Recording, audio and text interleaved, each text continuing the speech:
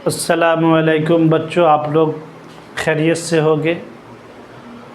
जैसा कि कई लेसन से मैं क्लास 10th के आप लोगों को पढ़ा चुका हूँ, ये स्पेशल नावल के क्लास लेकर के आया हूँ। ये आपको क्लास 10th वालों के लिए, 11th वालों के लिए, 12th वाले और जो लोग स्टेट की तैयारी कर रहे हैं, किसकी? स्टेट की तैयारी कर रहे हैं। उसके बाद जो लोग बीपीएससी की तैयारी कर रहे हैं, किसकी? बीपीएससी की तैयारी कर रहे हैं या स्टेट की कर रहे हैं। ये नावल का वो चैप्टर उठा के लाया हूँ मैं बच्चों, जो सबके लिए मुआविन और मददगार है। इसलिए इस वीडियो को स्किप मत कीजिएगा, लास्ट तक देखिएगा। मैं बारीक चीज़ें लेकर के आया हूँ नावल के बारे में, वो चीज़ें बताऊंगा जो आपके लिए हर एग्ज़ाम में मुआविन होगी। तो न होंगे, मैं जो है कहना चाहूँगा कि आज इस लेसन को लेकर के आपको एक शेर सुना देना चाहता हूँ कि हज़ारों साल नरगिस अपनी बेनूरी पे रोती है, बड़ी मुश्किल से होता है चमन में दीदार पैदा। अगर हम भी चाहते हैं कि हमारे चमन में दीदार पैदा हो, हमारा चमन भी देखने के काबिल हो, तो हमें जो है नरगिस की तरह अपने आप खूब मेहनत करनी पड़ेगी। मेहनत कैसी करनी पड़ेगी? रातों दिन हमें पढ़ना पड़ेगा। बुक लेकर के बैठिए, नोटबुक लेकर के बैठिए, सब कुछ दिन रात पढ़ाई पर फोकस कीजिए, तब आपके चमन में भी दीदार पैदा होगा। तो मैं बिला ताख़ीर अपने इस क्लास को शुरू करना चाहूँगा कि उर्दू नस्र की अदब में आज हम क्या पढ़ेंगे बच्चों? नावल पढ़ेंगे। उर्दू की नसरी अदब में नावल एक अहम शाख है। उर्दू की नसरी अदब में क्या है? नावल एक अहम शाख है। तो बच्चों पहले हम जान लेंगे कि नस्र किसे कहते हैं। मैं इससे पहले भी बताया हूँ और आज के क्लास में भी क्लियर कर दे रहा हूँ, नस्र और नज़्म किसे कहते हैं। नस्र के मतलब आया मोती बिखेरने के। नस्र का मीनिंग हो गया मोती बिखेरना। नस्र का मीनिंग क्या हो जाएगा बच्चों? मोती बिखेरना। उसी तरह नज़्म का मतलब आ गया मोती पिरोना। नज़्म के मतलब क्या हो गया? मोती पिरोना। मोती पिरोना ये हो गया आपको इनका लुग़वी मीनिंग, यानी जो डिक्शनरी में इसके मीनिंग हैं वो बताए गए। नस्र का मतलब मोती बिखेरना, नज़्म का मतलब मोती पिरोना। जैसे मैं अभी आपको एक शेर सुनाता हूँ कि जो है लिखना नहीं आता। क्या है शेर? लिखना नहीं आता, लिखना नहीं आता तो मेरी जान पढ़ाकर, मेरी जान पढ़ाकर, मेरी जान पढ़ाकर। ये क्या हो गया? ये जो है लिखना नहीं आता तो मेरी जान पढ़ाकर हो जाएगी हर मुश्किल, हो जाएगी हर मुश्किल, हो जाएगी हर मुश्किल, हो जाएगी हर मुश्किल आसान पढ़ाकर, हो जाएगी हर मुश्किल आसान पढ़ाकर। तो ये क्या होगा? ये दो लाइन, ये दो शेर हैं। इसके अंदर जो है अल्फाज को, लफ्ज़ों को क्या किया गया है? पिरो करके लिखा गया है। इसलिए ये किनकी शक्ल में आएगा? ये नज़्म की शक्ल में आएगा। उसी तरह ये जो लिखा हुआ है आपको, इसमें अल्फाज को बिखेर करके लिखा गया है। तो ये सब क्या होगा? किसकी इसमें आ जाएगा? नस्र की शक्ल में आएगा। तो कुछ चीज़ें और हम जान लेंगे कि ये जो है नज़्म और नस्र हम समझ गए। अगर किसी को समझ में नहीं आता है कोई बात, तो मैं बार बार आप लोगों को कहता हूँ, मेरा व्हाट्सएप नंबर भी आप लोगों के पास होगा और जो है कमेंट बॉक्स में भी आज मुझसे चीज़ें पूछ सकते हैं। तो नज़्म और नस्र बच्चों हम समझ चुके। नज़्म का मतलब आता है मोती पिरोना और नस्र का मीनिंग है मोती बिखेर देना। हम वही पढ़ रहे हैं उर्दू नस्र की अदब में। अब ये जो है नस्र में क्या क्या आता है हम आपको बता दें। ये जो है नस्र है। क्या है ये? नस्र है। और ये क्या है? नज़्म है। अब देख लेंगे नस्र में क्या क्या आता है। नस्र में आपको आ जाएगा अफसाना। नस्र में क्या आ जाएगा? अफसाना आ जाएगा। नस्र में क्या आ जाएगा आपको? नावल आ जाएगा। नस्र में क्या आ जाएगा? नावल आ जाएगा।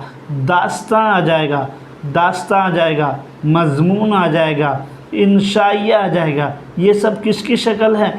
किस सिन्फ में से है, तो क्या बोलेंगे, ये नसरी सिन्फ है। इससे पहले भी मैं बताया हूँ। और नज़्म में क्या आ जाएगा आपको, हमद ये नज़्म है, नात ये नज़्म है, उसके बाद आपको कसीदा ये नज़्म की शक्ल है, उसके बाद क्या आ जाएगा, मरसिया ये नज़्म की शक्ल है, समझ गए ना। तो उसके बाद मनक़बत ये सब क्या है, नज़्म की शक्ल है। ये चीज़ें क्लियर हो गई। तो हमको अगर ये चीज़ें अच्छी लग रही है, ये वीडियोस आपके एजुकेशन के लिए, आप समझ रहे हैं बेहतर है ये वीडियो आपके लिए, तो आप लाइक करना ना भूलिए। चलिए हम पढ़ेंगे उर्दू नस्र की। अब समझ में आ गया कि ये जो है हम पढ़ रहे हैं, नाविल पढ़ रहे हैं। तो नाविल कौन सी नस्र से, किस सिन्फ में से है, तो नस्र की सिन्फों में। तो यहाँ देखिए नस्र है, इसी सिन्फों में। भाई ये नसरी अदब में नाविल एक अहम शाख है, एक अहम ब्रांच है। उर्दू में नाविल का एक अहम किरदार है।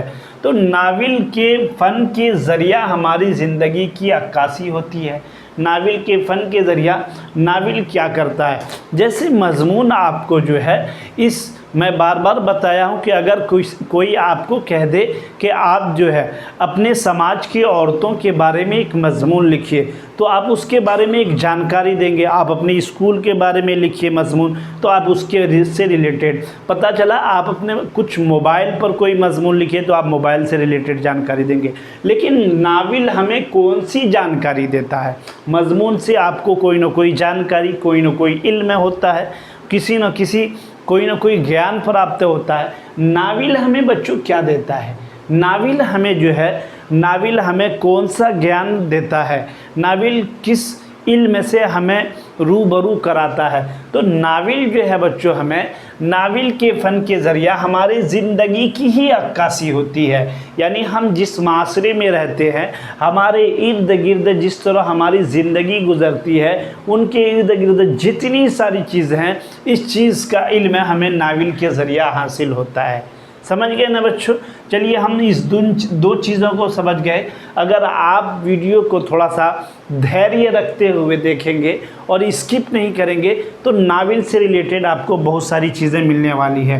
बरतानिया की एक खातून अदीबा क्लाउदियस ने नाविल की तारीफ़ इस तरह की है, नाविल इस ज़माने की ज़िंदगी और माशरे की सच्ची तस्वीर है। नाविल क्या है, कोई आपसे सवाल पूछ ले कि नाविल का डिफिनेशन कीजिए, नाविल की तारीफ़ कीजिए, नाविल क्या है, तो हम सीधा अदीबा क्लाउदियस जो नाविल की तारीफ़ की है, हम वो भी लिख सकते हैं कि इस तरह की है, नाविल इस ज़माने की ज़िंदगी और माशरत की सच्ची तस्वीर है। यानी नाविल जो है हमारे माशरे की जो तस्वीर है, हमारे जो है ज़िंदगी की जो तस्वीर है, हमारे आसपास की जो तस्वीर है, उसको तहरीरी शक्ल में जो है ला कर के रख देना, यही नाविल कहलाता है। तो समझ गए ना, हमारे ज़िंदगी के अड़ोस पड़ोस के हालात को तहरीरी शक्ल में ला देना, ये क्या कहलाता है, नाविल कहलाता है। ठीक है ना। फ़नी एतबार से आप देखेंगे नाविल में कौन कौन से प्लाट होते हैं, अज्जाए तरकीबी नाविल के क्या क्या है, तो क्या बोलेंगे, अज्जाए तरकीबी में से एक प्लाट हो गया। नाविल में प्लाट का होना ज़रूरी है। उसके बाद किरदार हो गया, माहौल हो गया, मुकालमा हो गया, जज्बात निगारी हो गया, फ़लसफ़े हयात हो गया, ज़बान वगैरह नाविल के अज्जाए तरकीबी हैं। यानी आपको कोई भी नाविल लिखने से पहले आपको एक प्लाट बनाना होगा।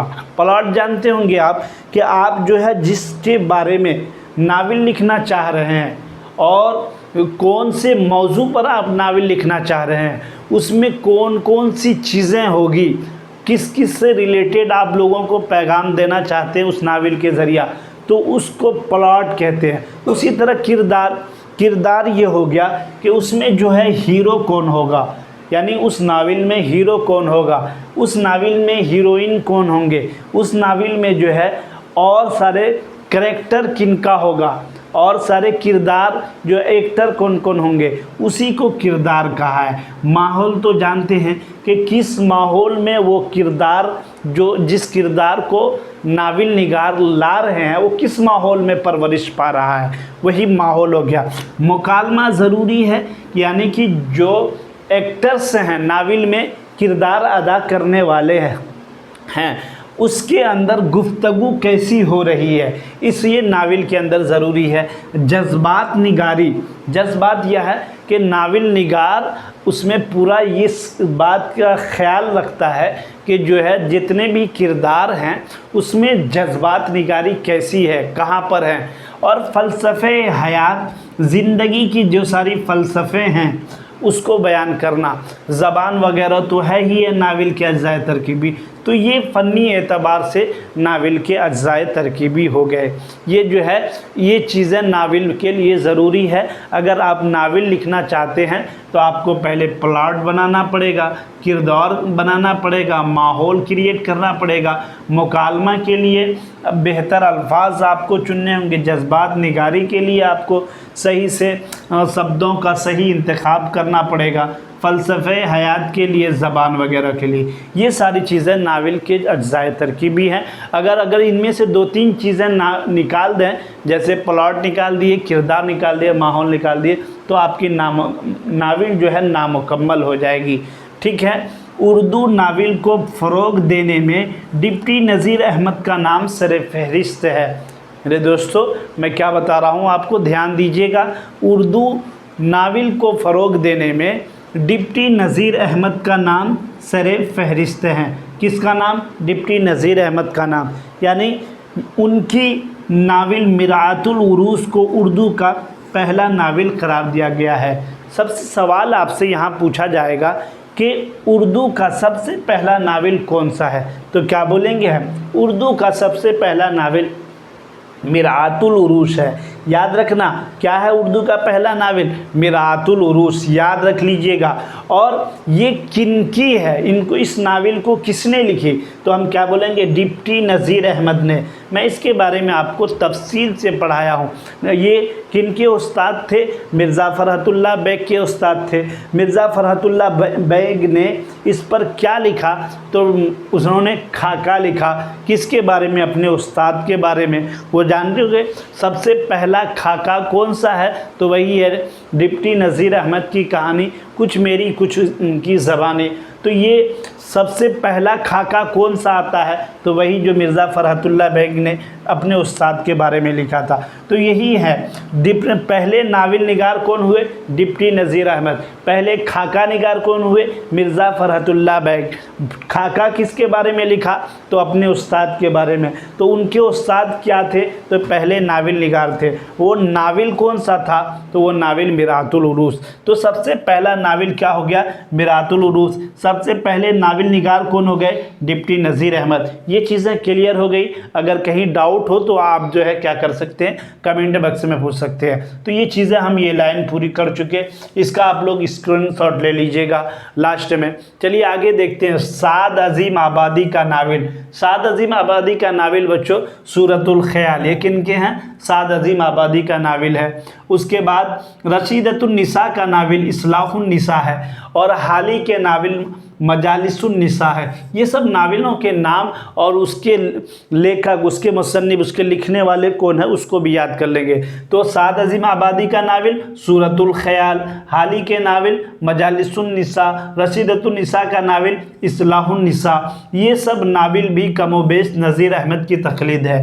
यानी इन लोगों ने जो नावल लिखे हैं ये तकरीबन जो है डिप्टी नज़ीर अहमद के ही तर्ज़ पर कुछ न कुछ इधर न उधर उसमें कमी बेश करके इन्हीं के तर्ज़ पर ये सब ने नावल लिखे। चलिए 20वीं सदी के इब्तदा में उर्दू नावल के नए अहद का आगाज़ होता है। 20वीं सदी के इब्तदा में क्या होता है? उर्दू नावल के नए अहद का, नए ज़माने का आगाज़ होता है। मिर्ज़ा हादी रुस्वा की इमराओ जान अदा ये नावल है। किसकी नावल है? इमराओ जान अदा। सवाल आ जाएगा आपको कि इमराओ जान अदा ये किन की नावल है, तो क्या बोलेंगे? मिर्ज़ा हादी रुस्वा की। प्रेमचंद के नावल, प्रेमचंद के नावल कौन कौन है? गौदान, मैदान अमल, और भी इनके अलावा इनके 15 नावल हैं। कितने नावल हैं?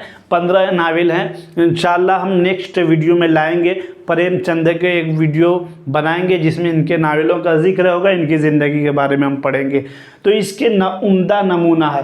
आज हम नावल्स को सिर्फ जान रहे हैं और नावल निगार के बारे में हम सब के बारे में अलग अलग जानेंगे। डिप्टी नज़ीर अहमद को अलग पढ़ेंगे, उसके बाद साद अजीम आबादी को, हाली को, रशीदतुन्निसा को, मिर्ज़ा हादी रुस्वा को, ये सब को हम एक अलग अलग वीडियो में पढ़ेंगे। तो गौदान और मैदान अमल ये किन के नावल हो गए? प्रेमचंद के। और टोटल कितने नावल हैं? तो टोटल इनके 15 नावल हैं। प्रेमचंद के बाद तरक्की पसंद नावल निगारों में सज्जाद ज़हीर की लंदन की एक रात। सवाल आ जाएगा आपको, लंदन की एक रात ये किन की नावल है? तो हम क्या बोलेंगे? सज्जाद ज़हीर की। सज्जाद ज़हीर की नावल है।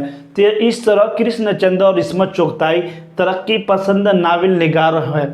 इस तरह जो है तरक्की कृष्णचंद और इस्मत चुगताई जो है तरक्की पसंद नावल निगारों में होता है, खासे मकबूल निगार है। तो कृष्णचंद भी नावल निगार है और इस्मत चुगताई भी नावल निगार है। आपसे सवाल ये आता है कि आप जो है 5 नावल निगारों के नाम लिखिए।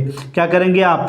5 नावल निगारों के नाम लिखिए। तो किसका किसका नाम लिखेंगे आप? प्रेमचंद लिख दीजिए आप। किसका? सबसे पहले जो नावल निगार है डिप्टी नज़ीर अहमद, उसका नाम लिखिए, डिप्टी नज़ीर अहमद। उसके बाद आप प्रेमचंद लिखिए, उसके बाद आप प्रेमचंद लिख दिए, उसके बाद आप जो है साद अजीम आबादी को लिख दीजिए, साद अजीम आबादी। उसके बाद 3 हो गए, डिप्टी नज़ीर, प्रेमचंद, साद अजीम। मिर्ज़ा हादी रुस्वा लिख दीजिए, मिर्ज़ा हादी रुस्वा, मिर्ज़ा हादी रुस्वा। ये सब कौन है? नावल निगार है। उसके बाद जो है आप रशीदतुन्निसा लिख दीजिए। कौन सा? रशीदतुन्निसा। ये सब जो है कौन है? नावल निगार। ये 5 नावल निगार है।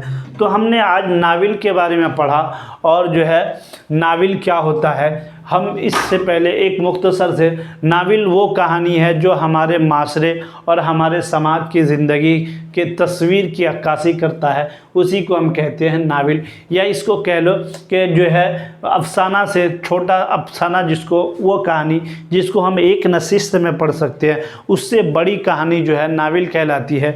वो कहानी जो फिल्मों की शक्ल में होती है और उसमें थोड़ी सी अच्छी और जो है कहानी ऐसे बयान की जाती है जिसमें एक हीरो और हीरोइन होता है। गोया कि जब हम नावल पढ़ेंगे तो हमें ऐसा लगेगा बच्चों कि हम फिल्में ही देख रहे हैं। तो आप लोग भी नावल पढ़ा कीजिए। नावल कौन कौन नावल आप जो है नेट पर मारेंगे, आपको एक से एक नावल देखने के लिए मिलेगा। तो आप जो है बेहतर से बेहतर नावल अपने लिए चूज़ कीजिए और उसको पढ़िए। यकीनन आप पढ़ने का शौक़ पैदा कीजिए।